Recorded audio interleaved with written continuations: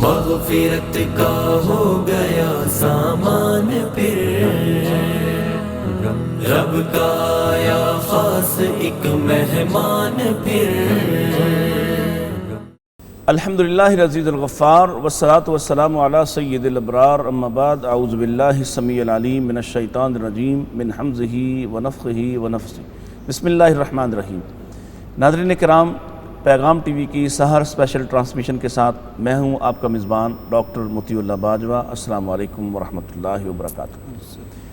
جیسا کہ آپ جانتے ہیں کہ ہم مختلف عناوین کے ساتھ آپ کی خدمت میں حاضر ہوتے ہیں، اور آج کا عنوان غصہ اور اس کا علاج، جہاں ہمیں اپنی تربیت کے لیے بہت سارے عقائد سے، اعمال سے گزرنا ہوتا ہے۔ ہمیں عقیدہ بھی سیکھنا ہے، ہمیں اعمال بھی سیکھنا ہے، وہیں ہمیں رویے بھی سیکھنا چاہیے، اور ساری کائنات سے محبوب ترین رویے اللہ کے ہاں جناب رسول اللہ صلی اللہ علیہ وسلم کے رویے ہیں۔ اسی لیے آپ کے بارے میں ارشاد فرمایا گیا، لَقَدْ كَانَ لَكُمْ فِي رَسُولِ اللَّهِ أُسْوَةٌ حَسَنَةٌ۔ عقیدہ بھی آپ ہی کا بہترین، عمل بھی آپ ہی کا مثال، اور رویہ بھی آپ ہی کا ہمارے لیے نمونہ ہے۔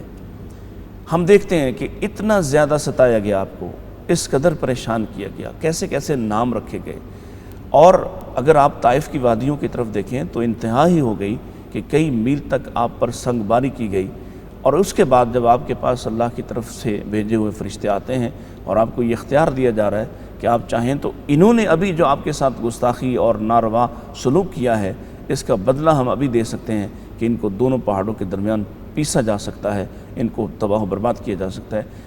لامحالہ جب آپ کو کوئی تکلیف دیتا ہے تو آپ کو غصہ آتا ہے، لیکن نبی رحمت کیسا شاندار رویہ رکھتے ہیں کہ آپ نے ارشاد فرمایا کہ نہیں، میں ابھی بھی مایوس نہیں ہوں، اور میں ان پر غصہ ہونے کی بنا پر اور ان کے اس عمل کے بدلے میں بھی ان کی تباہی اور بربادی کا خواہاں نہیں ہوں، بلکہ میں دعا کرتا ہوں کہ ممکن ہے اللہ تعالیٰ ان کی نسلوں میں ایسے لوگوں کو لے آئے جو میرے تابع اور میرے مطیع و فرما بردار ہوں۔ اور آپ کی یہ بات اور آپ کی یہ پیشگوئی یقیناً سچ ثابت ہوئی۔ وہی طائف اور وہی ثقیف کے لوگ ایسے آپ کے مطیع و فرما بردار ہوئے کہ آج بھی طائف والے مثال ہیں، اور آج بھی پوری دنیا میں خیر و برکت کے بہت سارے کام طائف کی وادیوں سے نکلتے ہیں۔ یہ نبی رحمت صلی اللہ علیہ وسلم کے اس رویے کی برکت ہے جو آپ نے انتہائی ستائے جانے پر، انتہائی ناروا سلوک پر بھی اختیار فرمایا، اور ہمیں بھی کہا۔ جیسے حج کے موقع پر ہم اب جب آپ حرمین جاتے ہیں تو اس کی مختلف سکرینز باہر لگی ہیں جہاں پر بعض احادیث کو بڑی کثرت کے ساتھ دہرایا جاتا ہے۔ اس میں سے ایک چھوٹا سا جملہ ہوگا نبی کریم صلی اللہ علیہ وسلم کا، لا تغضب، غصہ نہیں کرنا، کیونکہ جہاں لوگ جمع ہوتے ہیں، جہاں لوگ آپس میں انٹریکشن کرتے ہیں تو ان میں کوئی نہ کوئی بے ضابطگی ہوتی ہے، کوئی نہ کوئی دوسرے کا حق سلب کرتا ہے، کوئی نہ کوئی دوسرے کو پریشان کرتا ہے، اور جب کوئی آپ کو پریشان کرتا ہے تو آپ فطری طور پر آپ کے پاس یہ حق ہوتا ہے کہ آپ اس پر غصہ کریں، اور یہیں آپ کو شریعت نے کہہ دیا لا تغضب، غصہ نہیں کرنا، کیونکہ غصہ کریں گے تو آپ شیطان کے قابو میں جائیں گے، اور پھر آپ سے وہ کام کروا لیا جائے گا جو آپ شاید ہوش اور شعور میں کبھی بھی پسند نہ کریں۔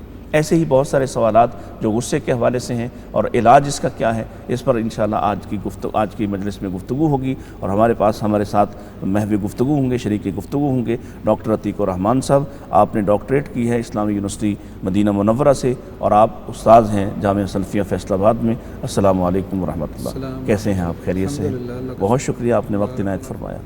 ہمارے ساتھ دوسری شخصیت جو شریک گفتگو ہوں گی وہ ڈاکٹر مسعود قاسم، آپ اسسٹنٹ پروفیسر شعبہ علوم اسلامیہ، زرعی یونیورسٹی فیصل آباد۔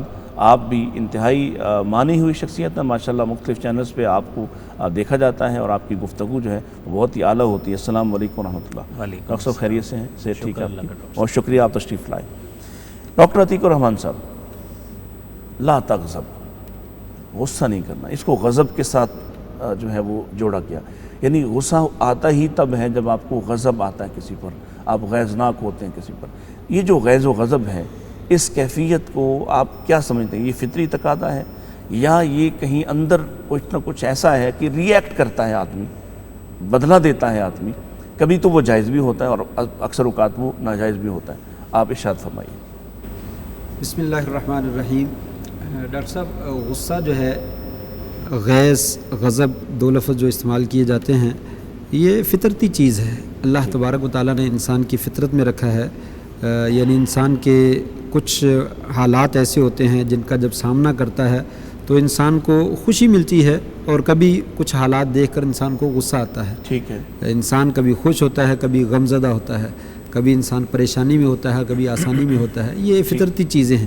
تو اس لیے جب ہم کتاب و سنت کا بھی مطالعہ کرتے ہیں اور لوگوں کی طبیعتوں کا بھی مشاہدہ کرتے ہیں، تو ہم دیکھتے ہیں غیظ و غضب جو ہے یہ دو قسم کا ہوتا ہے۔ ٹھیک، ایک کو ہم محمود کہہ سکتے ہیں، اچھا غصہ، بہتر اور ہونا چاہیے، ٹھیک ہے، اور دوسرے غصے کو جو ہے وہ ہم کہہ سکتے ہیں مذموم، یہ غصہ جو ہے وہ نہیں ہونا چاہیے۔ یعنی گویا کہ یہ بھی ایک قسم کی نفس کے اوپر کنٹرول ہی کی قسم ہے کہ کبھی غصہ جو ہے وہ ہونا چاہیے، اس میں انسان کو کنٹرول کی ضرورت نہیں بلکہ اس کا اظہار ہونا چاہیے تاکہ پتہ چلے کہ آپ نے واقعی غصہ کیا ہے۔ اور کبھی جو ہے غصہ آیا ہے لیکن انسان نفس کو کنٹرول کرے، اس کو روک لے کہ نہیں، ضرورت نہیں ہے اس کے اظہار کی ضرورت نہیں۔ محمود کی تعریف آپ یوں کر سکتے ہیں کہ قرآن مجید میں کئی جگہ پہ ذکر ہے، مثلا موسیٰ علیہ السلام کا ذکر ہے، وَلَمَّا رَجَعَ مُوسَىٰ إِلَىٰ قَوْمِهِ غَضْبَانَ آسِفًا۔ موسیٰ علیہ السلام کو پتہ چلا کہ قوم نے بچڑے کو معبود بنا لیا ہے، تو بڑی غصے کے ساتھ جو ہے وہ واپس آئے، بلکہ وَأَخَذَ بِرَأْسِ أَخِيهِ يَجُرُّ إِلَيْهِ، بھائی کے سر کو پکڑا اور اس کو کھینچنے لگے، تو غصے کا اظہار کیا، اور اللہ تبارک و تعالیٰ نے اس کی تردید نہیں کی۔ نبی کریم صلی اللہ علیہ وسلم کی مختلف کیفیتیں سیرت طیبہ میں اور احادیث طیبہ میں موجود ہے کہ آپ وسلم کئی دفعہ غصے کا اظہار کیا، اور اس کے اوپر اللہ تعالیٰ نے جو ہے وہ روکا بھی نہیں ہے، اور نہ ہی آپ نے خود منع کیا۔ مثلا جب آپ خطبہ ارشاد فرماتے تھے تو احمر وجہہ، آپ کا جو ہے وہ چہرہ سرخ ہو جاتا ہے، اور جو ہے وہ اعلیٰ صوتہ، اور آپ جو ہے وہ آواز بلند ہو جاتی ہے، واشتد غضبہ، آپ کا غضب جو ہے وہ بہت زیادہ ہو جاتا ہے، تو کانہ منذر جیش، گویا کہ آپ کسی لشکر کو ڈرا رہے ہیں، سبحکم ومساکم، لوگوں صبح کے وقت یا شام کے وقت لشکر تمہارے اوپر حملہ آور ہونے والا ہے۔ تو یہ وہ غضب ہے جو غصہ ہے جو ہونا چاہیے۔ یا بعض اوقات آپ وسلم نے غضب کا اظہار کیا، مثلا ایک دفعہ آپ نے کوئی مال تقسیم کیا تو ایک آدمی کہنے لگا یا رسول اللہ، آپ صلی اللہ علیہ وسلم نے جو ہے وہ عدل کی تقسیم نہیں کی۔ اللہ اکبر۔ تو اس وقت بھی حدیث میں آتے احمر وجہ وتلون وجہ، آپ کا چہرہ جو ہے وہ سرخ ہو گیا اور بدل گیا، اور آپ نے کہا وہی لکھ، افسوس ہے تجھ پہ، اگر میں نہیں عدل کروں گا تو کون عدل کرے گا؟ تو یعنی یہ ایسا غضب ہے کہ جو ہونا چاہیے۔ دوسرے لفظوں میں آپ اس کی تعبیر یوں کر سکتے ہیں کہ وہ غضب جس میں اللہ تبارک و تعالیٰ کی رضا مقصود ہو، اللہ کے دین کے لیے، اللہ کی رضا کے لیے غصہ کیا جائے، وہ غضب جو ہے وہ ہم غیرت کے ساتھ تعبیر کر سکتے ہیں۔ غیرت ہونی چاہیے انسان کہ کوئی برائی کی گئی ہے، کوئی غلط کام کیا گیا ہے اور اس کے اوپر انسان غصے میں آ جائے۔ اس کی مثال ایک اور بھی میرے ذہن میں آ گئی، نبی کریم صلی اللہ علیہ وآلہ وسلم نے مسجد کی دیوار کے اوپر لعاب دیکھا، تھوک دیکھا، تو آپ غصے میں آ گئے، آپ نے فرمایا یہ کیا ہے؟ تو بڑے غضبناک ہوئے، شدید غضبناک ہوئے۔ پھر ایک عورت اٹھی اور اس نے جو ہے اس کو جا کر صاف کر دیا اور وہاں پہ خوشبو لگا دی، تو اسی وقت آپ کا غصہ بھی ٹھنڈا ہو گیا۔ آپ نے فرمایا ما احسن ھذا، یہ کتنا اچھا عمل ہے۔ تو اس کا مطلب یہ ہے کہ جہاں پہ اللہ تعالیٰ کی حدود کو پامال کیا جائے اور اس کی حرمات کی انتہاک کیا جائے، وہاں پہ غضبناک ہونا یہ محمود امر ہے، اور یہ فطرتی امر ہے اور ہونا چاہیے اور اچھی چیز ہے۔ دوسرا غصہ ہے مذموم۔ مذموم غصہ یہ ہے، وہ آپ یہ کہہ سکتے ہیں کہ جس میں انسان اپنی ذات کے لیے غضبناک ہوتا ہے، مال کے لیے غضبناک ہوتا ہے، قبیلے کے لیے غضبناک ہوتا ہے، خاندان کے لیے، اولاد کے لیے غضبناک ہوتا ہے، یعنی جس میں دنیاوی معاملات جو ہے وہ مقصود ہوتے ہیں۔ تو جب انسان غصہ میں آتا ہے تو اس غصے کو شریعت نے کہا کنٹرول میں رکھیے اور اس کو پی جائیے، اس کو برداشت کر لیجیے۔ اگر انسان اس کو برداشت کر لے تو یہ بہت ہی خوبصورت وصف ہے۔ عبد القیس کا وفد آیا تھا، اشج عبد القیس آئے تھے، تو آپ صلی اللہ علیہ وسلم نے فرمایا تھا اے اشج ان فیک خصلتیں یحبہم اللہ، تیرے اندر دو خصلتیں اور دو خوبیاں پائی جاتی ہیں، اللہ ان کو پسند کرتا ہے، الحلم والانات، ایک حلم بردباری، برداشت کر لینا، غصے کو پی جانا، اور دوسرا نرم۔ یہ بہت خوبصورت وصف ہیں۔ تو گویا کہ انسان دنیاوی معاملات میں اگر کوئی معاملہ ایسا آ گیا جس کے اوپر غصہ آتا ہے تو اس کو اگر کنٹرول کر لیتا ہے، پی جاتا ہے اور اس کا اظہار نہیں کرتا، تو یہ بہت ہی محمود خوب بات ہے۔ ڈاکٹر صاحب آپ کو بھی شامل کرتے ہیں گفتگو میں، بڑی خوبصورت بات ارشاد فرمائی ڈاکٹر عتیق الرحمان صاحب نے، اور پھر اسی سے مجھے جو ایک لنک ملا سوچنے کا کہ مجھے وہ واقعہ یاد آیا ہے کہ حضرت علی رضی اللہ تعالیٰ عنہ ایک کافر کو قتل کرنے کے بالکل قریب ہیں، اور وہ نیچے سے آپ کے مبارک چہرے پر تھوکتا ہے، اور آپ اس کو قتل کرتے کرتے اٹھ جاتے ہیں اور چھوڑ دیتے ہیں، اور وہ حیران ہے کہ اس نے مجھے کیوں چھوڑ دیا ہے، اور آپ اسے بتا رہے ہیں کہ اس سے پہلے میرا غیظ و غضب اور میرا غصہ جو ہے وہ میری لڑائی تمہارے ساتھ اللہ کے لیے تھی، اب تم نے جب مجھ پر تھوکا ہے تو اب میری ذات شامل ہو گئی ہے اور میں اسے پیچھے ہٹتا ہوں۔ غصے پر قابو پانا اور ایسے موقع پر بھی غصے پر قابو پانا جہاں بالکل آپ سے کچھ بھی عمل سرزد ہو سکتا ہے، یہ کتنا ضروری ہے؟ جی شکریہ ڈاکٹر صاحب، بہت مہربانی۔ دیکھیے جو آپ نے گفتگو فرمائی ہے، میں اسی سے ہی لنک امام بخاری رحمۃ اللہ علیہ نے جو صحیح بخاری کتاب الحدود میں حدیث نقل کی ہے وہ اسی واقعہ سے پیوستہ ہے۔ وہ یہ ہے، ام المومنین سیدہ عائشہ صدیقہ رضی اللہ تعالیٰ عنہا بیان کرتی ہیں، منتقم رسول اللہ صلی اللہ علیہ وسلم لنفسہ، کہ اللہ کے رسول صلی اللہ علیہ وآلہ وسلم نے کبھی بھی اپنی ذات کے لیے انتقام نہیں لیا۔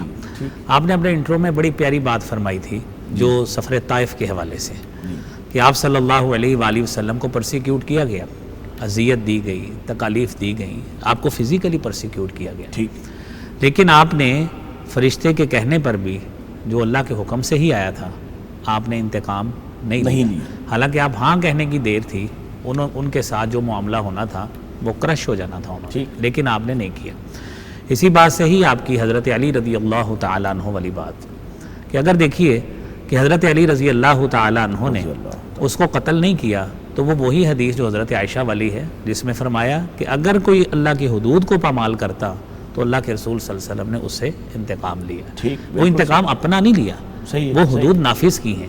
اسی وجہ سے آپ صلی اللہ علیہ وآلہ وسلم نے وہ حضرت فاطمہ والی جو حدیث ہے، قبیلہ بنو مخزوم کی عورت، تو وہ بھی یہی بات تھی کہ آپ صلی اللہ علیہ وسلم نے فرمایا کہ تم سے پہلی قومیں بھی اسی وجہ سے تباہ ہوئی تھی کہ جب ان میں سے کوئی شریف چوری کرتا تھا، بڑا کرتا تھا تو وہ چھوڑ دیتے تھے، کمٹ کرتا تھا، کوئی جرم کرتا تھا۔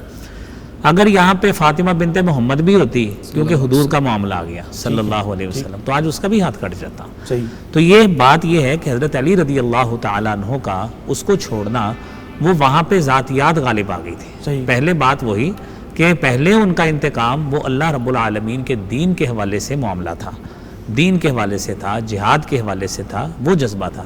لیکن جب اس نے ذاتی طور پہ آپ پہ اسالٹ کیا ہے، حملہ کیا ہے، تو حضرت علی رضی اللہ تعالیٰ عنہ سے پیچھے ہو گئے کہ کہیں میرے جو فرتے جذبات ہیں نا غصے کے، یہ کہیں غالب نہ آ جائیں، اور وہ جو نیت ہے وہ کہیں ادھر کو منتقل نہ ہو جائے۔ آپ نے اس وجہ سے اس کو چھوڑ دیا۔ تو یہ بنیادی بات ہے کہ ذاتیات کو اس حوالے سے غالب نہیں ہونا چاہیے۔ اللہ کا دین، اللہ کے دین کی نصرت کے حوالے سے جو معاملات ہیں، ہر لحاظ سے اس کو ہی ترجیح اور تقدم اور ترجیح جو ہے پریفرنسز اسی کو ہی ہونی چاہیے۔ اس میں غصہ آ بھی جائے تو درست ہے، اس میں کوئی اس میں دیکھیے اس میں غصہ آنا، ڈاکٹر صاحب نے بڑی پیاری مثالیں، 2-3 مثالیں آپ کے سامنے ہمارے سامنے پیش کی ہیں، جس میں حضرت موسیٰ علیہ السلام کی مثال دی کہ بچڑے کو معبود بنایا، اس میں ان کا کوئی ذاتی معاملہ نہیں تھا، وہ اللہ کا معاملہ تھا۔ غضبان آصفہ قرآن کریم میں موجود ہے۔ تو وہ جو ڈاکٹر صاحب نے مثالیں دی ہیں، میں اس کو سیکنڈ کرتا ہوں، اس میں کوئی بھی یعنی مومن اس میں کوئی سیکنڈ رائے تو نہیں نہ رکھتا۔ ناظرین وقفے کا وقت ہو گیا ہے، بڑی خوب بات چل رہی ہے کہ غصہ آپ کو کہاں کرنا چاہیے۔ بعض اوقات غصہ ضروری بھی ہوتا ہے، مثلا اللہ تعالیٰ کی حدود کی پامالی دیکھ کر آپ گونگے شیطان تو نہیں بن سکتے، آپ کو رسپونڈ کرنا ہے، آپ کو رپلائی کرنا ہے، آپ کو جواب دینا ہے۔ بعض اوقات آپ کو ایسی شیطانی قوتوں کو جواب بھی دینا پڑتا ہے، اور وہاں آپ کا غیظ و غضب درست بھی ہوتا ہے اور ضروری بھی ہوتا ہے۔ مزید جانتے ہیں لیکن ایک وقفے کے بعد، ہمارے ساتھ رہیے گا۔ مغفرت کا ہو گیا سامان پھر، رب کا آیا خاص ایک مہمان پھر، مغفرت کا ہو گیا سامان پھر، رب کا آیا خاص ایک مہمان پھر۔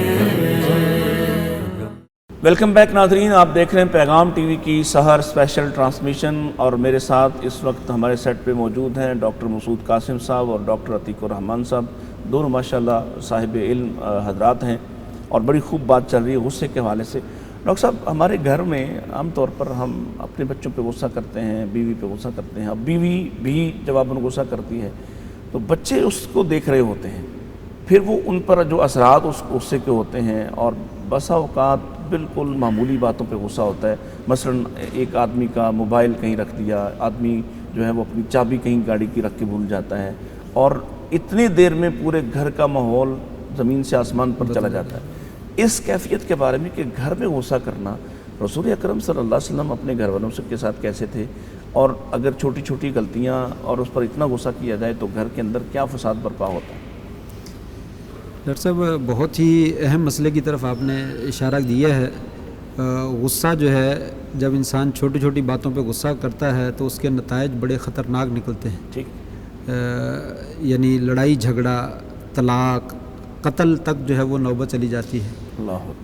نبی کریم صلی اللہ علیہ وآلہ وسلم کے پاس ایک آدمی دوسرے آدمی کو نکیل ڈال کر رسی کے ساتھ کھینچ کر لایا. تو آپ نے پوچھا کہ کیا معاملہ ہے؟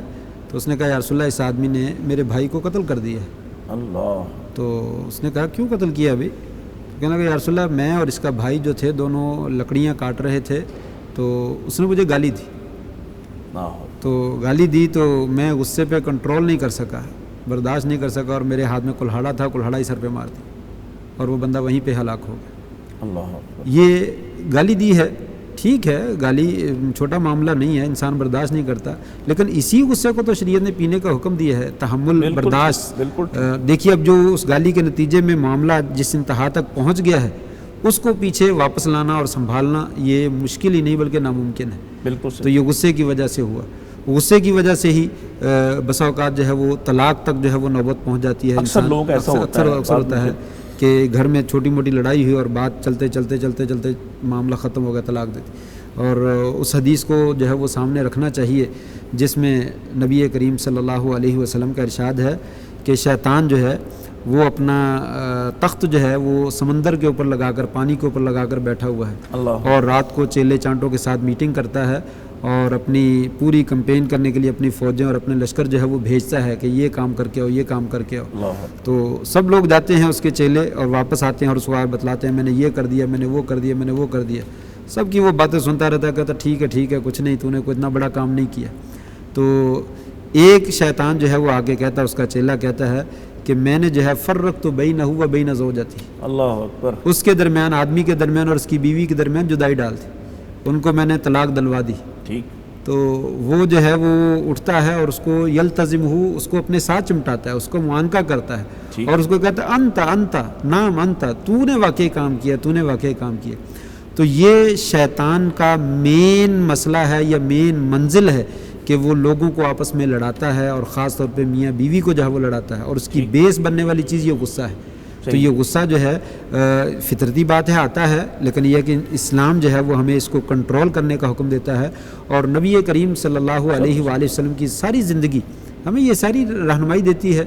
حضرت انس رضی اللہ تعالیٰ عنہ 10 سال کہتے ہیں میں نے نبی کریم صلی اللہ علیہ وسلم کی خدمت, کیا خوب مثال دیا, 10 سال میں نے خدمت کی ہے. آپ صلی اللہ علیہ وسلم نے ما قال لی اف قط, کبھی بھی آپ نے مجھے اف تک نہیں کہا. مجھے کسی کام پہ بھیج دیتے تو میں رستے میں کھیل کود میں مشغول ہو جاتا, آپ میرے پاس آتے, انس تجھے تو میں نے کام پہ بھیجا تھا, مجھے یاد آتا, میں فوراً بھاگ جاتا, میں کام کر کے آتا. آپ نے مجھے کبھی کچھ نہیں کہا. مجھے یہاں پہ وہ ایک واقعہ یاد آ گیا, پیغام ٹی وی کی وساطت سے, وہ پہلے بھی لوگ سنتے رہتے ہیں.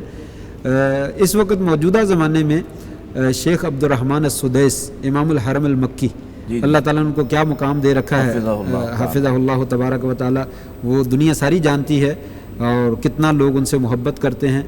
یہاں تک ان کو اس مقام تک پہنچانے میں جس کام نے مدد دی ہے وہ ایک والدہ کے غصے نے کنٹرول کرنے نے دی ہے. بالکل, غصے کو کنٹرول کرنے میں مدد دی ہے. وہ کہتے ہیں کہ والدہ جو ہے وہ بچے, یہ اپنے بچپن میں کہتے ہیں میں بہت زیادہ کچھ شرارتی تھا, کچھ شرارتیں کیا کرتا تھا. تو مہمان آ گئے اور والدہ نے کھانا بنایا تو میں نے کھانے میں کوئی مٹی وغیرہ کوئی اس طرح کی کوئی چیز ڈال دی جس سے کھانا بیکار ہو. اور یقیناً یہ ایسی کیفیت ہے, اس میں ہم آپ جیسا میرے جیسا بندہ برداشت نہیں کر سکتا. مہمان گھر آئے ہوئے, آپے سے باہر ہو جاتا ہے, معاملہ ہی گڑبڑ ہو جاتا ہے. تو ماں نے جو ہے وہ سمجھدار تھی, اللہ تعالیٰ ان کو جزائے خیر دے, اور غصے پہ کنٹرول کیا اور کہا کہ جا بچہ, اللہ تجھے جو ہے وہ حرم کا امام بنا. یہ غصے پہ کنٹرول کرنے کا نتیجہ, اللہ تعالیٰ نے واقعی حرم کا امام بنا دیا. تو یہ نبوی ہدایات جو ہیں اور قرآنی ہدایات جو ہیں کہ انسان کو غصے پہ کنٹرول کرنا چاہیے. والکاظمین الغیظ, غصے کو پی جانے والے یہ مومن اصل میں ہوتے ہیں. تو ایسے ہی معاملات پہ ہمیں غصے پہ کنٹرول کرنے کا حکم دیا گیا. ڈاکٹر صاحب بڑی شاندار مثالیں دی ڈاکٹر صاحب نے, والکاظمین الغیظ, کہ غصے کو دبائیں گے تو اس سے کوئی فائدہ ملے گا, وگرنہ آپ غصے کا اظہار کر کے اس کے بعد بندہ پچھتاتا رہتا ہے. خاص طور پہ جو فیملی کی ہم بات کر رہے ہیں, کیونکہ یہ ہمارے یوں سمجھے ہر گھر کا مسئلہ ہے کہ کہیں نہ کہیں کوئی بات آپ کے مزاج کے خلاف ہو ہی جاتی ہے. کبھی بیوی کے مزاج کے خلاف ہوتی ہے, کبھی شوہر کے مزاج کے خلاف ہوتی ہے, اور اکثر تو اس کی سزا بچے حاصل کر رہے ہوتے ہیں کہ وہ دونوں کی اس سان پہ وہ چڑھ رہے ہوتے ہیں. پھر ان کی جو نفسیات ڈیولپ ہوتی ہے، ظاہر ہے پھر وہ بھی معاشرے پر کہیں نہ کہیں اپنا غصہ، کوئی بڑا بھائی چھوٹی بہن پہ غصہ نکال رہا ہوگا، بہن اس سے چھوٹے پہ نکال رہی ہوگی، تو یہ اوورآل پورے گھر کا ایک سٹرکچر بنتا ہے۔ آپ ہمارے ناظرین کو کیا اس پر رہنمائی کریں گے کہ کیسے اپنے گھر کو غصے سے پاک کیا جا سکتا ہے، اور جب غصہ آ جائے تو کیا کرنا چاہیے؟ ہماری بنیاد شریعت ہے، ہماری بنیاد قرآن و سنت ہے، سیرت طیبہ صلی اللہ علیہ وآلہ وسلم ہے۔ اب جب آیات بینات کی بات ہوتی ہے تو جس طرح ڈاکٹر صاحب نے اسی کی روشنی میں ہی کچھ باتیں بتائی ہمیں۔ قرآن کریم میں سورہ شورى کی 37 نمبر آیت ہے، اللہ رب العالمین نے اس میں فرمایا، مومنوں کی صفت بیان کی۔ بنیادی طور پر دیکھیے، ہم سے کوتاہیاں اسی وقت ہوتی ہیں جب ہمارے سامنے تعلیمات اوجھل ہوتی ہیں۔ ٹھیک ہے، قرآن کریم نے تو بڑا ٹرانسپیرنٹلی، بڑا واضح طور پر ہمارے سامنے چیزیں رکھی ہیں۔ فرمایا والذین یجتنبون کبائر الاثم، کبیرہ گناہوں سے بچتے ہیں، فواحش سے بچتے ہیں، وَإِذَا مَا غَضِبُوا هُمْ يَغْفِرُونَ، غصہ آتا ہے معاف کر دیتے ہیں، معاف کر رہے ہیں۔ غصہ آتا ہے معاف کر دیتے ہیں۔ یہ ہمارا کرکس ہے ہماری گفتگو کا کہ غصہ آتا ہے معاف کر دیتے ہیں۔ بالکل ٹھیک۔ اور پھر دوسری آیت دیکھیے، قرآن کریم میں ہی اللہ احکم الحاکمین نے سورہ آل عمران میں فرمایا ہے، مومنوں کی متقین کی صفات بیان کی، اور اس میں فرمایا والکاظمین الغیظ، غصہ پینے والے ہیں، والعافین عن الناس، اور لوگوں کو معاف کرنے والے۔ اب یہ جذبات جب تک ہمارے اندر نہیں آتے، غصہ پینا کسی کی بات کو ایسی جو ہمارے مزاج کے خلاف ہے، ٹھیک ہے، دیکھیے غصہ اسی وقت ہی آتا ہے جو مزاج کے خلاف بات ہوتی ہے، تو ہمیں فوری طور پر اس کو کنٹرول کرنا۔ ڈاکٹر صاحب نے بڑی پیاری امام الحرمین کی مثال دی ہے، شیخ سدیس حفظہ اللہ کی، کہ والدہ نے غصہ کنٹرول کر کے دعا دے دی، اور وہ دعا کا مظہر آج ہم اپنی آنکھوں سے ماشاءاللہ دیکھ رہے ہیں۔ تو اس کو وقتی طور پر کنٹرول کرنا، یہی اصل میں ہماری بات کا موضوع ہے۔ حدیث طیبہ میں نبی کریم صلی اللہ علیہ وآلہ وسلم نے جو بات فرمایا لیس الشدید بالسرعہ، کہ انسان جو ہے وہ بڑا طاقتور بنتا ہے، پہلوان بنتا ہے۔ دنیا میں ہمارے سامنے ایسی کئی مثالیں موجود ہیں، کئی ریسلرز کی مثالیں موجود ہیں فزیکلی، بالکل صحیح، کہ جو ایک اپنے اپوننٹ کو، اپنا جو ان کا محارب ہوتا ہے، جو اس کو پچھاڑ دیتے ہیں۔ ٹھیک۔ تو اصل پہلوانی یہ نہیں ہوتی کہ آپ نے اس کو گرا لیا ہے، اس کو جو ہے نا کسی طرح پچھاڑ لیا ہے۔ آپ نے فرمایا انما الشدید الذی یملک نفسہ عند الغضب، پہلوانی یہ ہے کہ اللہ رب العالمین نے جو آپ کو جذبات دیے ہیں، اس فرتے جذبات میں آپ خود بہہ نہ جائیں کہیں پہ، اور ان فرتے جذبات میں بہہ کر آپ اگلے کو گالی نکال دیں۔ اگر یعنی جس کو آپ جانتے نہیں ہیں، روڈ پہ کسی کے ساتھ مسئلہ بن گیا، جاتے جاتے کسی کے ساتھ کوئی پرابلم ہو گیا، اس کو 2-4 گالیاں نکال دیں، یہ نہیں ہے۔ انما الشدید الذی یملک نفسہ عند الغضب، اس غصے پہ، اس موقع پہ قابو پانا، یہ اصل میں پہلوانی، یہ اصل بات ہے، یہ اصل بات ہے۔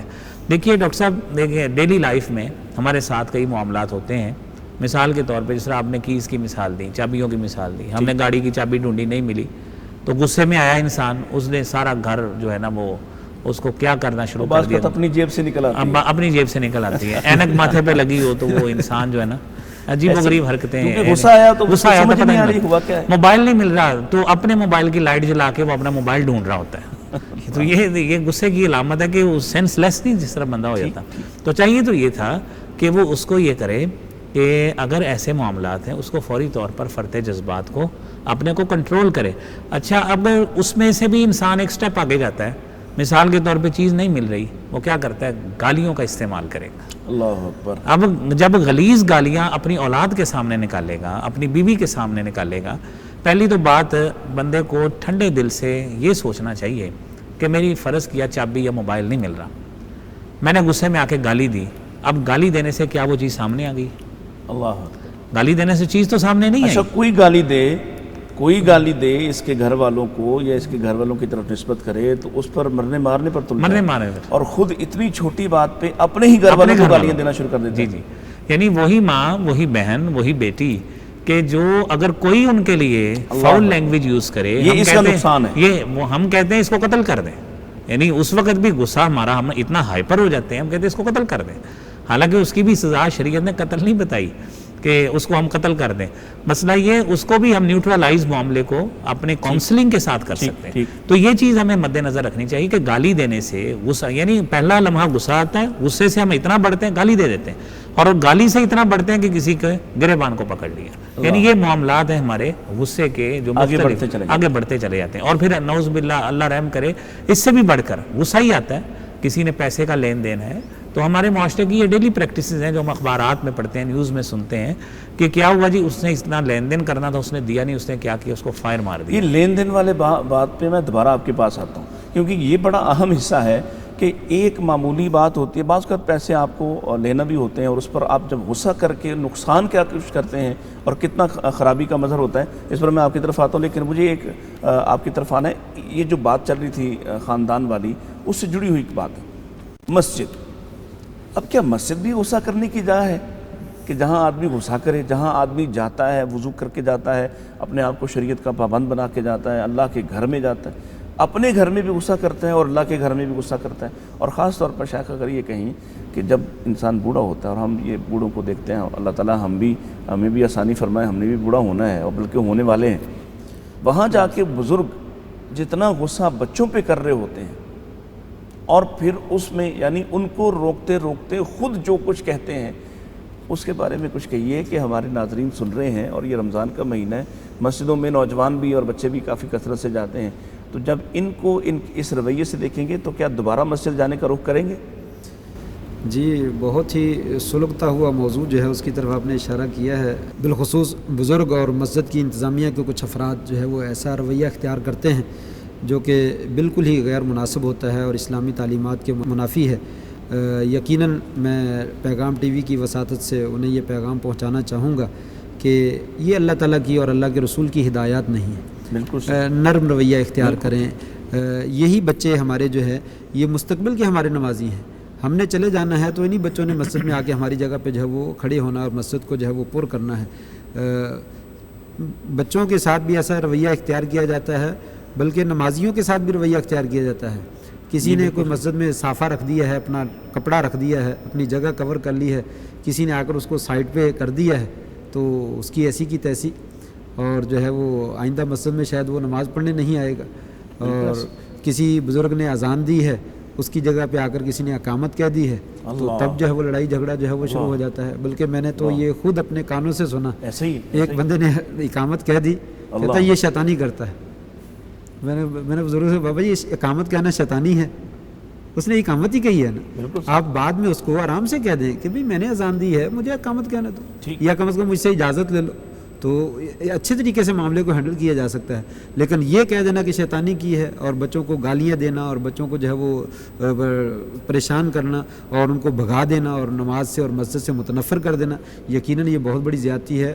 ان کو ایسا نہیں کرنا چاہیے. اس کے لیے بہت سارے طریقے موجود ہیں سمجھانے کے. پیار سے بچے کو بلائے، بزرگ ٹافی جیب میں رکھ لے، ایک ٹافی اس کو دے دے، بیٹا آپ نے یہ کام کیا، ایسے نہیں کرتے، اس کو ایسے کرو. وہ آپ کا گرویدہ ہو جائے گا، آپ سے محبت کرے گا اور آئندہ آپ کی باتیں بھی مانے گا. اگر یہاں پہ وہ نبی کریم صلی اللہ علیہ وسلم کا فرمان اگر سامنے رکھا جائے تو میں خود بھی چاہوں گا کہ ہم بھی اپنے سامنے رکھیں اور اپنے میرے ناظرین جو ہیں وہ بھی اپنے سامنے رکھیں کہ آپ صلی اللہ نے فرمایا انا زعیم ببیت فی ربد الجنہ لمن ترک المراء ولو کان محقا. اللہ میں ہونے کے باوجود غصہ نہ کریں. میں اس کو جنت میں کے کنارے پر محل کی ضمانت دیتا ہوں. لوگوں رمضان کا مہینہ ہے، محل خرید لو، لے لو. میں اس کو جنت کے کنارے پر محل کی ضمانت دیتا ہوں جو لڑائی جھگڑا چھوڑ دیتا ہے، چاہے حق پر بھی کیوں. حق پر بھی میری جگہ ہے، میری جگہ پہ آ کے کھڑا ہو گیا، کوئی بات نہیں، پھر کیا کھڑا ہو جائے، کھڑا ہو جائے. جنت مل رہی ہے یار. بالکل صحیح. میری جگہ پہ کھڑے ہونے سے اگر مجھے اللہ تعالیٰ جنت دے دیتا ہے تو یہ سودا مہنگا نہیں. لڑ کے کچھ نہیں ملنا تھا، ایثار کر کے جو ہے وہ جنت مل رہی ہے. تو یہ میں کہتا ہوں کہ عرض کرتا ہوں بڑے ادب کے ساتھ جو ہے کہ جب بھی کبھی کوئی ایسا معاملہ جو طبیعت پر بھاری گزر رہا ہے، ناگوار گزر رہا ہے، اس کو تھوڑا سا کنٹرول کریں، اپنے اندر حلم پیدا کریں، برداشت مادہ پیدا کریں اور اس معاملے کو صحیح طریقے سے ہینڈل کریں، اپنا اظہار کریں اس کا، لیکن اس کو اچھے طریقے سے کر لیں تو آپ کو جنت بھی مل جائے گی، اللہ بھی راضی ہو جائے گا، معاملہ بھی حل ہو جائے گا. بالکل اللہ راضی ہوگا جی. اس لیے کہ جب آپ برداشت کرتے ہیں، صبر یہی ہے. صبر صرف کسی کے مرنے پر صبر نہیں ہے، بلکہ کوئی بھی ناپسندیدہ رویہ کسی کا جب آپ برداشت کرتے ہیں تو یہاں ہی وہ بات ہے انما یوفی الصابرون اجرہم بغیر حساب. آپ برداشت کریں، چھوٹے چھوٹے چیزوں کو برداشت کرنے پر بھی بغیر حساب جنت کے وعدے ہیں. یہی وہ رویے ہیں جن کو برداشت کرنے پر بہت بڑا اجر ملنے والا ہے. لیکن اس اجر کے حوالے سے مزید کچھ جانتے ہیں. ایک وقفے کے بعد ہمارے ساتھ رہیے گا. آپ سے دوبارہ ملتے ہیں.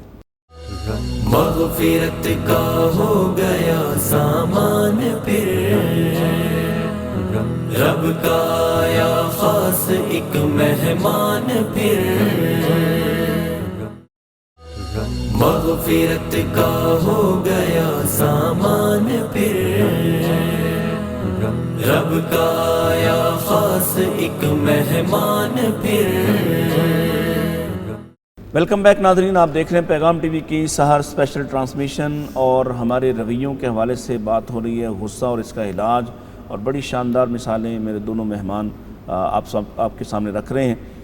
ڈاکٹر عتیق الرحمان صاحب نے بڑی خوبصورت بات کی ہے کہ کیسے ہم اپنے آپ کو اجر کی طرف لے کے جائیں، ان باتوں کو برداشت کریں، اور اللہ کے گھر میں ایثار نہیں کرنا اور اللہ کے گھر میں بچوں کو برداشت نہیں کرنا تو کہاں کریں گے؟ اگر آپ ان بچوں کو اللہ کے گھر میں برداشت کرنے کو تیار نہیں تو پھر آپ دیکھتے ہیں کہ ان کو لوگ گلی محلوں میں اور سنماؤں میں اور لغو کاموں میں لگا دیں گے. اگر آپ نے اپنے بچوں کی شرارتوں کو اور ان کی چھوٹی چھوٹی باتوں کو اور ان کی ایسی کوئی بات جو آپ کو ناپسند لگتی ہے مسجدوں میں برداشت نہ کیا تو پھر یہ کہیں اور برداشت کیے جائیں گے اور مسجد کی طرف نہیں لوٹیں گے. ڈاکٹر صاحب، جو میں نے روکا تھا اس دفعہ پچھلے چنک میں آپ کو کہ ایک بات ہماری چل نکلی کہ کاروباری طور پر لین دین میں غصہ.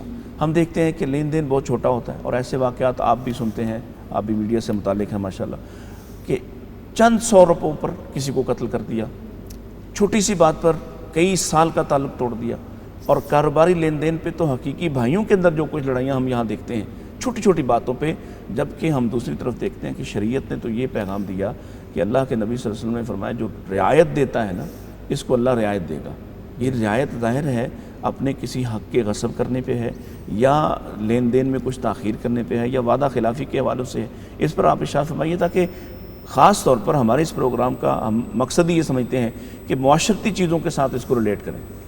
جی دیکھیے ڈاکٹر صاحب، یہ غصہ جس طرح فطری عمل ہے اس میں کوئی شک نہیں ہے، لیکن ہمارے جو عمومی رویے ہیں، ہمارے رویے ہماری تربیت کا انعکاس ہوتے ہیں. ٹھیک ہے کہ ہماری کس طرح تربیت ہوئی ہے، اور ہم نے اب اپنے رویوں سے اپنی نیکسٹ جنریشن کی، اپنے سبلنگز کی، آف سپرنگز کی اس طرح تربیت کرنی ہے. ٹھیک. لین دین کی جہاں تک بات ہے، قرآن کریم کی واضح تعلیم موجود ہے کہ ان کا جس طرح آپ نے تو حدیث طیبہ آپ نے بڑا پیارا مفہوم بیان کیا کہ اگر وہ مہلت دیتا ہے اللہ مہلت دیتا ہے. ٹھیک. قرآن کریم کی واضح آیت ہے ان کان ذو عسرۃ فنظرۃ الی میسرہ، کہ اگر کوئی تنگی والا آدمی ہے، اس کے پاس سکت نہیں ہے اور اس کے پاس وسائل نہیں ہیں، سورسز نہیں ہیں، نظرۃ الی میسرہ، صحیح، سہولت آنے تک، آسانی آنے تک آپ مہلت دیں. لیکن ساتھ ڈاکٹر صاحب بڑا پیارا آپشن شریعت نے ساتھ یہ بھی رکھا ہے، وَأَن تَصَدَّقُوا، ان تصدقوا، اگر آپ معاف کر دیں. دیکھیے حدیث میں آتا ہے الید العلیٰ خیر من الید السفلیٰ. ٹھیک. آپ کو اللہ تعالیٰ نے سپیریئرٹی، فوقیت، برتری دی ہے. صحیح. آپ کو اللہ نے فائق بنایا، آپ کی برتری ثابت ہو گئی اللہ کے ہاں کہ آپ نے دیا ہے، آپ نے لیا نہیں ہے. اب جب آپ نے دیا ہے، برتری آپ کی ثابت ہو گئی، تو اب آپ اس برتری کا بھرم بھی اللہ کے پاس رکھیے. اللہ اس کو غصے میں آ کر اور جذبات میں بہ کر، جذبات کی روح میں آ کر اپنی سپیریارٹی کو بھول نہ جائیے. بالکل صحیح. جب اللہ نبی کریم صلی اللہ علیہ وسلم نے فرمایا کہ تمہارا ہاتھ بہتر ہے کیونکہ آپ کا دینے والا، آپ نے دیا ہے، آپ نے دیا ہے. ہم اس کو ادھر بھی مینیپولیٹ کرتے ہیں کہ آپ نے دیا ہے، چاہے ادھار دیے، ویسے کس طرح بھی دیے، مہلت دیں. اب جب تک اس کے پاس آسانی سہولت نہیں آتی، دیکھیں آپ اس کے ساتھ پکڑ لیں اس کو، مثال کے طور پہ پکڑ لیا، ہم غیظ و غضب کا شکار ہو گئے، ہم نے اس کو مارا پیٹا، اس کو کچھ بھی کیا، اس سے پیسے تو نہیں نکل آئے، نہیں نکلتے، بلکہ اس کے بعد زیادہ پھنس جاتے ہیں، اس کے پاس زیادہ پھنس جاتے ہیں. وہ کاروباری حضرات کہتے ہیں دینا دلیری ہوتی ہے، لینا حکمت ہوتی ہے. بالکل صحیح. اور اس طرح رات ہی ڈاکٹر صاحب، رات ہی کی بات ہے کہ ہمارے ساتھ ایسا یعنی کیس بھی سامنے آیا، پیسے لینے ہیں، کیا ہوا جی، کہتے جی غصہ آ گیا. اب غصہ آیا، کیا ہوا، جہاں پہ اس نے اس سے کوئی 2,70,000 روپے لینا تھا تو اسے غصے میں آ کر ہاتھوں پائی ہو گئے. اب 2,070 جو لینے تھے اب اس کے ساتھ مزید دینے پڑ رہے ہیں صلح کرنے کے لیے، صلح کرنے کے لیے مزید دینے پڑ رہے ہیں. اب وہ کب ملنے ہیں جو آپ نے 2,70,000 لینے تھے، وہ کوئی پتہ نہیں ہے. آپ یہی حکمت کے ساتھ طے کرتے، دانائی کے ساتھ طے کرتے، کیونکہ یہ ہمارے رویے ہیں. ہماری تربیت اس طرح ہوئی نہیں ہے، ہم نے شریعت کو پڑھا نہیں ہے، ہمیں کسی نے بتایا نہیں ہے، اور علماء کی مجلس میں ہم بیٹھے نہیں ہیں، جس وجہ سے یہ مسئلہ بنا. اگر قرآن کی آیت ذہن میں ہوتی کہ ان کان ذو عسرۃ فنظرۃ الی میسرہ، کہ سہولت تک، اس کی سہولت آنے تک آپ اس کو مہلت دے دیں، تو یقینی بات ہے اس اجر بھی اللہ کے ہاں بہت بڑا ہوتا، اور ہم اللہ کے مقربین میں بھی شمار ہوتے کہ ہم نے مخلوق خدا کو ڈھیل دی ہے، اور ہم ڈاکٹر صاحب اپنی اعلیٰ اخلاقی اقدار پہ بھی فائز ہوتے ہیں. ڈاکٹر صاحب نے ایک حدیث کا بڑا پیارا چنک پڑھا ہے سنن نبی داؤد کا، کہ جس میں انہوں نے پہلے ایک بندے کی فضیلت اور شان بیان کی ہے کہ جنت کے اطراف میں مکان ملتا ہے اس شخص کو جو جھگڑے پہ حق رکھتے ہوئے بھی جھگڑا چھوڑتا ہے. آپ ڈاکٹر صاحب دیکھیے اس کو لین دین کے معاملہ میں ہم اسی پوری حدیث کو یہاں پہ ایڈجسٹ کرتے ہیں کہ لین دین کے معاملے میں ہم لوگ پھر غصے کو کس طرح اس کو نیوٹرلائز غلط طریقے سے بھی بعض اوقات کرتے ہیں. یعنی کیا کرتے ہیں، جھوٹ بول دیں گے، پیسے نہیں ہیں یا ہیں دینے نہیں ہیں، اس کو تنگ کرتے ہیں، اس کو غصہ دلانے کے لیے اس کو اس طرف لے کے آتے ہیں. حالانکہ آپ دیکھیے نبی محترم صلی اللہ علیہ وسلم نے اسی حدیث میں فرمایا وَبِبَيْتٍ فِي وَسْطِ الْجَنَّةِ لِمَنْ تَرَكَ الْكِذْبَ وَإِنْ كَانَ مَازِحًا. آپ نے اس کو اریٹیٹ کرنے کے لیے، غصہ دلانے کے لیے آپ نے جھوٹ بولا، حالانکہ آپ نے فرمایا کہ جو شخص مذاق میں بھی جھوٹ بولنا ترک کر دے، میں جنت کے وسط میں مکان لے کے آؤں گا. اب کتنی پیاری بات ہے. اور جب ہم غصے میں آتے ہیں اپنی اخلاقیات کھو دیتے ہیں، اور اخلاقیات کے دائرے سے ہم ایسا نکلتے ہیں کہ ہمیں علم ہی نہیں ہوتا ہماری زبان سے کیا کیا بیبلنگ ہو رہی ہے، کیا کیا الفاظ ہماری زبان سے جو ہے نا نکل رہے ہیں، جو اخلاقیات کی حدوں کو کس طرح پامال کر رہے ہیں. اور اس کو، اور میں آخری بات اس حدیث کی کر دیتا ہوں. آپ نے فرمایا انا زعیم ببیت فی اعلی الجنۃ لمن حسن خلقہ، کہ جس کا اخلاق اچھا ہو گیا میں اس کے جنت کو اعلیٰ بالا خانوں میں مکان لے کے دوں. اخلاق کا پتہ کہاں سے چلے گا؟ جب وہ ناپسندیدہ باتوں کو برداشت کرے گا. جب وہ برداشت کرے گا. ڈاکٹر صاحب، ناپسندیدہ باتوں کو برداشت کرنا ایک اور بڑا اہم ایشو ہے، اور ہو سکتا ہے کہ یہ میرے اہل دین دوست جو ہیں وہ اس پر ناراض بھی ہو جائیں.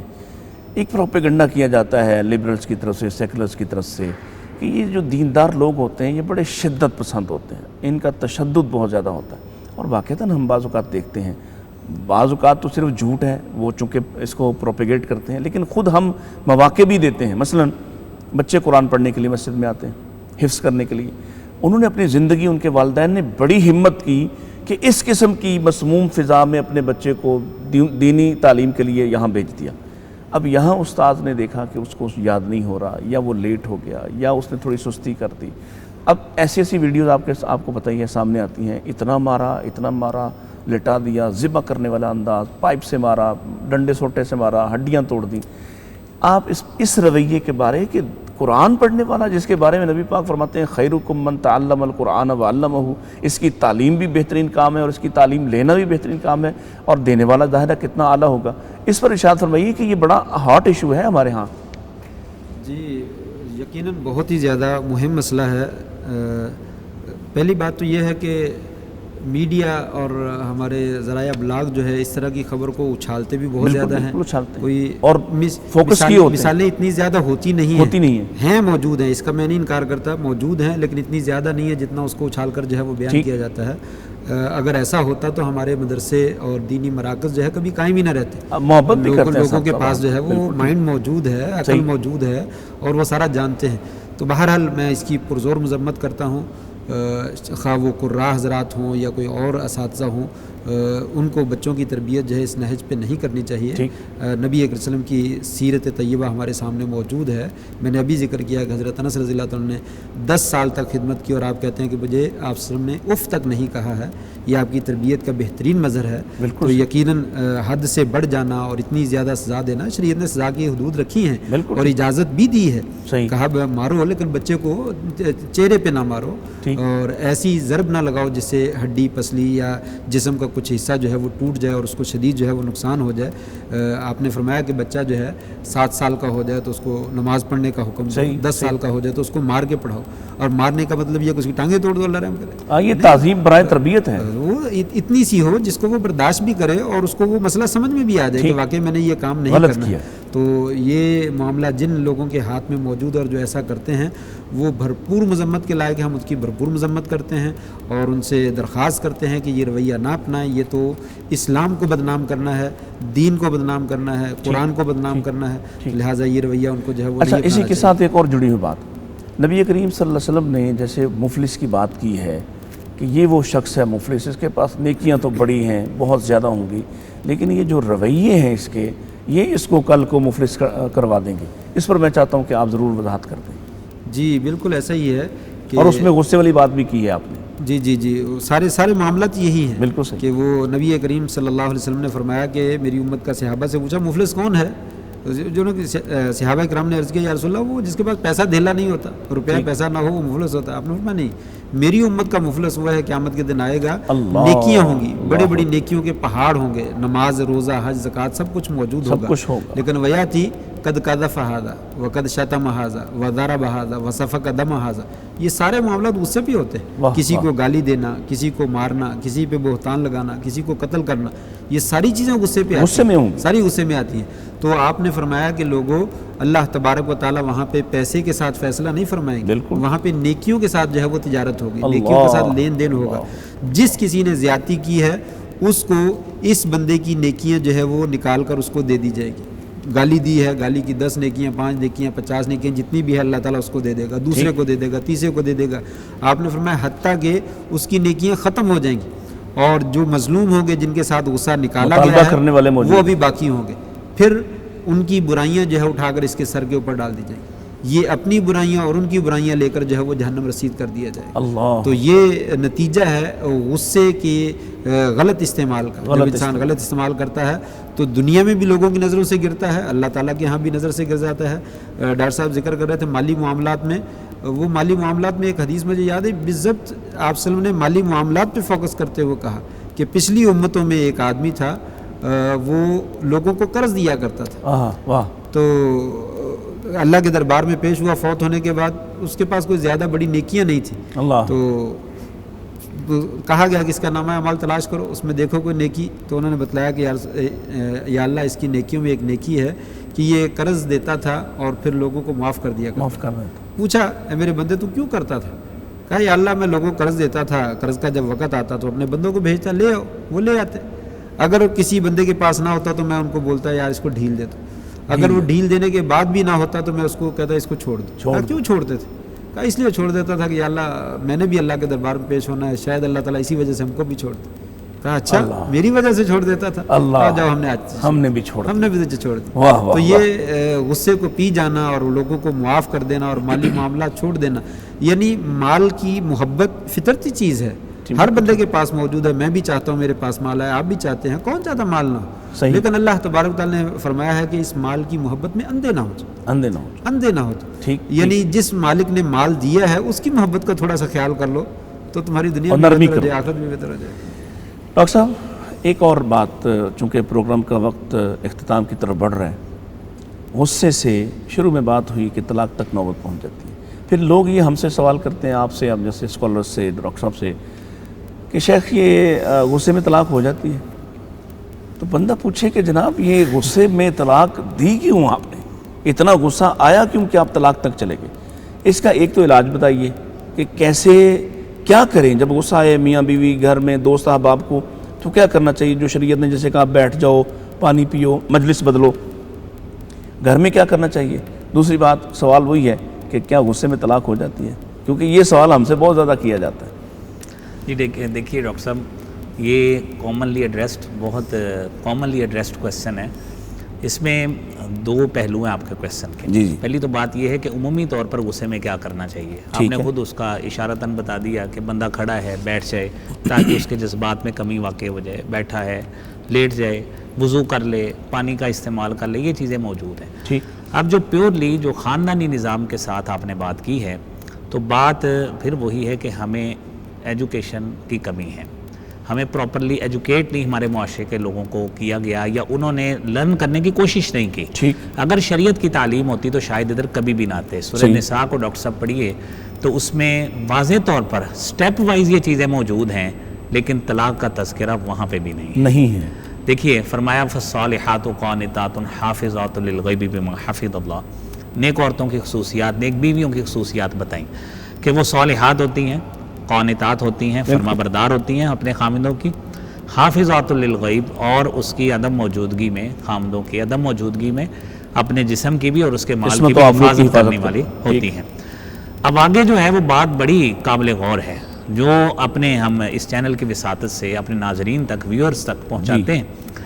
واللاتی تخافون نشوزہن، دیکھیے جھگڑا ہوا، اب ہمارے معاشرے میں سب سے پہلا رویہ یہ ہوتا ہے کہ تھپڑ مارو اس کے، رویہ جو عمومی رویہ ہے، سختی کریں، دو چار گالیاں، پہلا رسپانس یہ مارنے والا ہوتا ہے، نہ بھی کیا تو وہ آگے سے بولی ہے تو فوری طور پہ طلاق دے دی، اور طلاق بھی پھر ایک نہیں، اس کو تکرار کے ساتھ کہتے ہیں شاید یہ آج ہی یہاں سے ماری جائے تو اچھی بات ہے۔ کیوں؟ تعلیم نہیں ہے، تعلیم نہیں، پراپر ایجوکیشن نہیں ہے۔ قرآن کہتا ہے واللاتی تخافون نشوزہن فاعظوہن، سب سے پہلے سمجھاؤ، پہلا سمجھاؤ۔ اب ایسا واز کریں، اس کو ایسا سمجھائیں، اس کو خاندانی نظام سے آگاہ کریں، ٹھیک، ہسبینڈ اینڈ وائف کے ریلیشنز اور ان کی اہمیت اس حوالے سے ان کو سکھائیں، سمجھائیں، آپس میں دونوں سیکھیں۔ یہ نہیں ہے کہ بندہ آگے سے گالیاں نکالتا ہو اور ساتھ کہتا پھرے کہ آپ سمجھ جائیں، پہلے اپنے آپ کو سمجھائیں کہ اپنی ہارش لینگویج یوز نہیں کرنی، فاؤل لینگویج یوز نہیں کرنی۔ جب آپ اپنے اوپر اس نے کاربند کیا ہے اس اصول کو، پھر وہ آگے اس قابل ہے کہ اپنی وائف کو، اپنے جو بیٹر ہاف ہے، اپنی جو پارٹ ہے اس کو وہ سمجھا سکیں۔ یہ پہلا سٹیپ ہے۔ دوسرا سٹیپ ہے وَاهْجُرُوهُنَّ فِي الْمَضَاجِعِ، بلکہ فقہاء نے تو یہاں تک کہا ہے، علماء نے یہاں تک لکھا ہے کہ اس کو تو کئی مہینے ایک ایک سٹیپ کو لگ جاتے ہیں، اللہ اکبر، کئی مہینے ایک ایک سٹیپ کو لگ جائے کہ آپ سمجھاتے رہیں خاندانی نظام سے کہ ہمارے ملنے کا فائدہ کتنا ہے۔ دیکھیں اگر ہماری سیپریشن ہوتی ہے تو اولاد تباہ ہو جائے گی، ٹھیک ہے، کدھر جائے گی اولاد؟ دوسرا سٹیپ ہے وَاهْجُرُوهُنَّ فِي الْمَضَاجِعِ، کہ ان کو بستر میں الگ چھوڑ دو۔ ٹھیک ہے، اب جب فزیکلی ہم سیپریشن فزیکلی کریں گے اسی گھر میں رہتے ہوئے تو ذرا ایک دو دن ہی ایک دوسرے کے کام نہیں آئیں گے، کھانا شانا پانی شانی نہیں ملے گا، یہ ضرورتیں پوری نہیں ہوں گی، خود ہی انسان کی سائیکولوجیکلی اس کی ایسی سائیکی ڈیولپ ہوگی کہ دونوں کو ایک دوسرے کی ضرورت محسوس ہوگی۔ پھر تیسرے سٹیپ پہ بات کہی کہ اگر تیسرے سٹیپ ہے وَاضْرِبُوهُنَّ، ان کو مارو۔ اب وہ مار کیا ہے؟ کیسی مار کے؟ کیا ڈنڈے پکڑ کر؟ وہ وہی ہے جس طرح آپ نے ایک ٹرمینالوجی بولی للتعدیب، کہ تعدیباً ڈرانا دھمکانا، تو وہ لوگ کہتے ہیں جی اچھا یہ تو پھر نہ مارنے والی باتیں ہوئی۔ اللہ رحم کرے، ادھر کون سا ہمارے جسم کا حصہ ہے، ہن لباس لکم وانتم لباس لہم، کپڑے پہ داغ لگ جائے ہم پکڑ کے پھاڑ نہیں دیتے اس کو دھوتے ہیں، ہم اس کو دھوتے ہیں۔ تو اسی طرح خاتون ہماری لباس ہے، ہم اس کا لباس ہے، تو ہمیں چاہیے اس غصے کو کنٹرول کرتے ہوئے اس کو سمجھا لیں، یہ بھی سمجھانے سے ہی بات ہوگی۔ کہا ان اطعنکم فلا تبغوا علیہن سبیلا، 3 سٹیپ اختیار ڈاکٹر صاحب کر لیے، طلاق ابھی بھی نہیں ہے، مان لیں تو لا تبغوا علیہن سبیلا، کوئی ایسا رستہ تلاش نہیں کرنا۔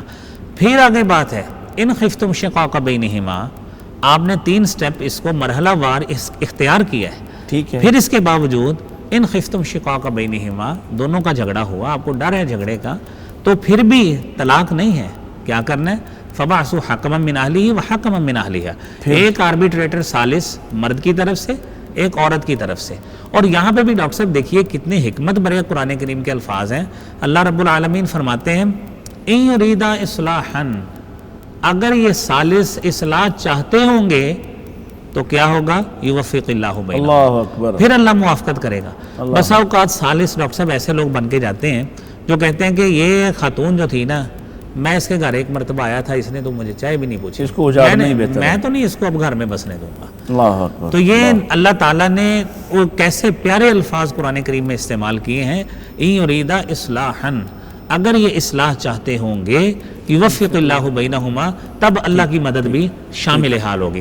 اب دیکھیں ڈاکٹر صاحب 4 سٹیپ ہو گئے ہیں، طلاق کا تذکرہ ابھی تک طلاق کا تذکرہ نہیں۔ اور یہ بات اچھا یہاں یہ بھی ضرور ہے کہ یہ جو نشوز کی بات ہے، اس کو اکثر مفسرین نے اس طرف بھی لیا کہ اگر وہ بدکاری کی طرف اس کا قدم بڑھے، یہ ہانڈی روٹی کے مسئلے پہ اس کو مارنا پیٹنا، اس کو اس طرح سے ڈانٹنا نہیں ہے، یہ انتہائی اقدام کی طرف جب وہ بڑھتی ہے، اپنے گھر کو خراب کرنے کی کوشش کرتی ہے، تو اس پہ اس کو سمجھانا، اس کو بستر سے الگ کرنا اور پھر اس کو مارنے کی اجازت۔ ڈاکٹر صاحب ہمارے پاس وقت واقعی ختم ہو گیا، اور وگرنہ آپ کی بات اور بھی میرے پاس تو سوال کر دوں، بس وہ بات رہے گی پھر درمیان میں ڈاکٹر صاحب نے شاید یاد نہیں رہا، غصے میں طلاق ہو جاتی ہے کہ نہیں ہو جاتی؟ ہاں یہ بات یہ آپ کریں یہ بہت مہم ہے۔ پہلی بات تو ناظرین کے گوش گزار یہی کرنا چاہوں گا، طلاق ہوتی غصے میں ہے، ہوتی غصے غصے میں، کوئی بھی پیار ہوتا میں ہے، کون دیتا پیار ہے؟ محبت میں کون دیتا ہے؟ تو جس غصے میں طلاق نہیں ہوتی وہ غصے سے مراد وہ ہے جس میں ہوش و حواس قائم نہ رہے، جی جی جس میں ہوش و حواس بالکل ہی مفقود ہو گئے، انسان کہتا ہے مجھے پتہ ہی نہیں میں نے کیا کہا، مجھے پتہ ہی نہیں میں نے کیا کیا ہے۔ ایسی اگر کیفیت پیدا ہوئی ہے اور وہ حلفیہ بیان دیتا ہے تو اس کی بات کو مانا جا سکتا ہے اور اس میں ہم کہہ سکتے طلاق نہیں۔ باقی تو تمام طلاقیں غصے میں ہوتی ہیں، جو ہو جاتی ہیں۔ اس لیے جیسا کہ ڈاکٹر صاحب نے بہت خوبصورت باتیں کی ہیں کہ اسٹیپ بائی اسٹیپ بہت سارے اسٹیپ ہیں، طلاق بہت دور ہے لیکن ہم لوگ جو ہے وہ بات طلاق سے شروع کرتے ہیں۔ اللہ اکبر، اللہ اکبر۔ ڈاکٹر صاحب بہت شکریہ، آپ تشریف لائے اور آپ نے وقت عنایت فرمائے۔ یقین جانیے آج کی مجلس نے مجھے بھی بہت کچھ سیکھنے کو دیا ہے، آپ کا بہت ہی شکریہ۔ ڈاکٹر صاحب آپ کا بھی شکریہ، آپ بھی یقیناً دن رات مصروفیت ہے اور دیگر چینلز بھی مصروفیت ہے، بہت ہی نوازش آپ کی کہ آپ نے ہمیں وقت عنایت فرمایا۔ ناظرین کرام، وقت ختم ہو گیا اور آپ کی سحری کا بھی انتہائی وقت پہنچا ہے۔ یہ وقت ہے کہ ہمیں سوچنا چاہیے کہ اللہ تعالیٰ جو مالک ہے، اگر ہم جیسے قرآن مجید میں فرمایا وَلَوْ يُؤَاخِذُهُم بِمَا كَسَبُوا لَعَجَّلَ لَهُمُ الْعَذَابَ، اگر میں تمہاری کرتوتوں کو دیکھتا تو یقیناً تمہیں عذاب بہت جلد آ جاتا۔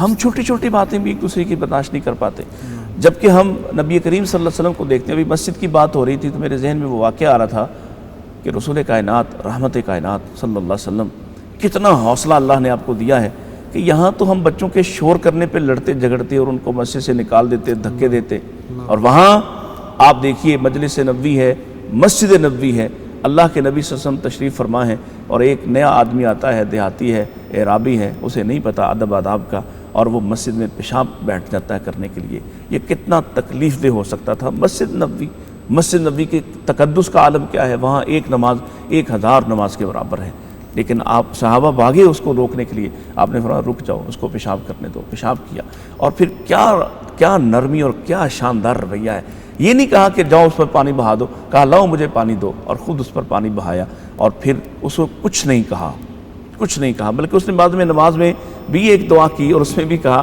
کہ اللہ صرف مجھ پر اور محمد صلی اللہ علیہ وسلم پہ رحم کرنا۔ تو پھر آپ نے اس کو بلایا اور کہا کہ تم نے اللہ کی رحمت کو اتنا چھوٹا اور محدود کیوں کر دیا، سب کے لیے دعا کرنا چاہیے تھا۔ ایسے سمجھایا اس کی غلطی پر، اس کی کوتاہی پر، کہ یقیناً اس کا دل اسلام کی طرف مزید راغب ہوا۔ نبی کریم صلی اللہ علیہ وسلم ایک سفر میں ہے اور آپ کے ایک ساتھی کا پاؤں جو ہے فوجی بوٹ ہے وہ آپ کے پاؤں پہ لگ جاتا ہے، اونٹنی آپ کے ساتھ اس کی جو ہے وہ ٹکرا جاتی ہے اور آپ کو تکلیف ہوتی ہے، اور آپ نے اس کو اپنا کوڑا دے مارا ہے، غصہ آ گیا ہے آپ کو، اللہ اکبر۔ لیکن اس غصے کا ازالہ آپ نے کیسے کیا ہے؟ اس کو تحفہ دیا ہے، اس کے لیے دعائیں کی ہیں، اس کو معاف کر دیا ہے۔ ہم بھی یہ حوصلہ پیدا کریں کہ جب ہمیں غصہ آئے تو ہم معاف کر دیں، جیسے ڈاکٹر صاحب نے قرآن مجید کی آیت ہی ہمارے سامنے رکھی کہ وہ ان کی صلاحیت، ان کی ایمان کی کیفیت یہ ہے، اذا غضبوا، جب انہیں غصہ آتا ہے وہ معاف کر دیتے ہیں، والکاظمین الغیظ، جب غصہ آتا ہے غصے کو دبا لیتے ہیں، والعافین عن الناس، لوگوں کو معاف کر دیتے ہیں، واللہ یحب المحسنین، اور اللہ ایسے احسان کرنے والوں کو ہی پسند کرتا ہے۔ ناظرین، میں نے اور آپ نے یقیناً آج کی مجلس سے بہت کچھ سیکھا۔ اللہ ہمیں غصے سے بچائے، اور ساتھ ہی ساتھ جہاں شریعت کی حدود پامال ہوتی ہوں اور جہاں ہمیں اپنے غصے کا اظہار کرنا چاہیے وہاں ہمیں اللہ غصہ کرنے کی توفیق بھی عطا فرمائے۔ اجازت دیجیے، ہم جاتے جاتے ڈاکٹر عتیق الرحمان صاحب سے درخواست کرتے ہیں کہ مجلس کا اختتام دعا کے ساتھ فرما دیں۔ یا رب لک الحمد کما ینبغی لجلال وجہک وعظیم سلطانک، اللہم صلی علی محمد وعلی آل محمد کما صلیت علی ابراہیم وعلی آل ابراہیم انک حمید مجید، اللہم بارک علی محمد وعلی آل محمد کما بارکت علی ابراہیم وعلی آل ابراہیم انک حمید مجید۔